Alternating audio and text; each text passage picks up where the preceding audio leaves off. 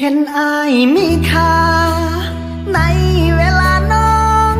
เหงาเวลาน้องเจ็บจากเขาเจ้าก็มาหาอายพออายปลอบโยน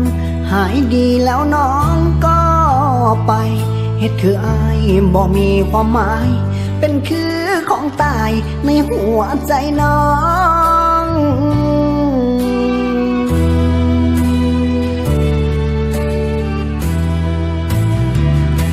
ก็หูอยู่ดอกว่าน้องนั่นเป็นแฟนเขา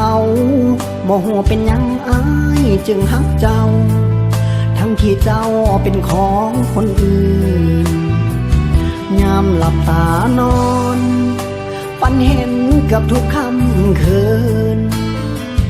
ก่อนหลับและตื่นทุกวันคืนคิดทอดแต่นางพอหูอยู่ดอกเรื่องสองเฮาเป็นไปบ่ได้แต่จะให้อายนั้นตัดใจจากสามวัยของเหตุลำบากหักและเป็นห่วงเมื่อได้ยินข่าวของสามวัย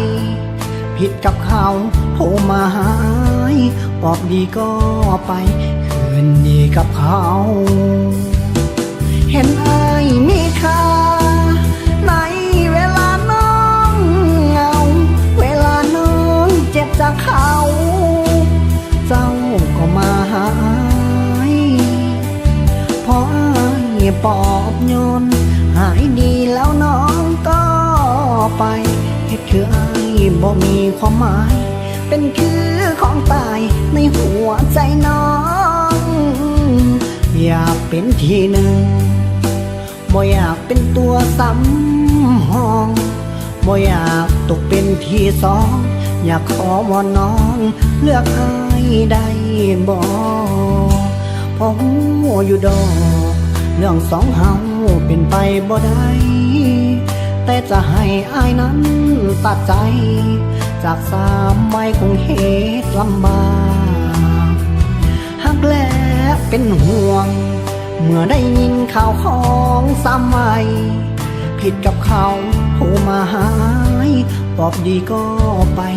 คืนดีกับเขา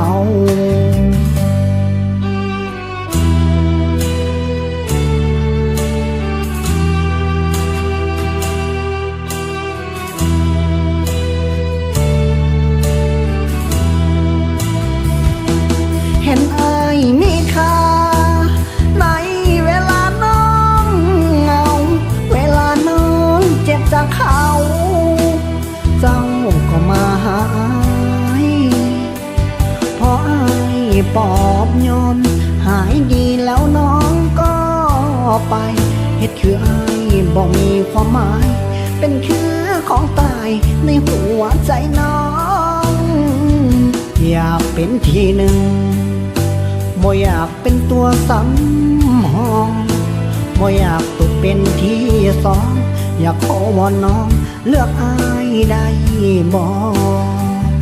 ยากเป็นที่หนึ่งบ่อยากเป็นตัวส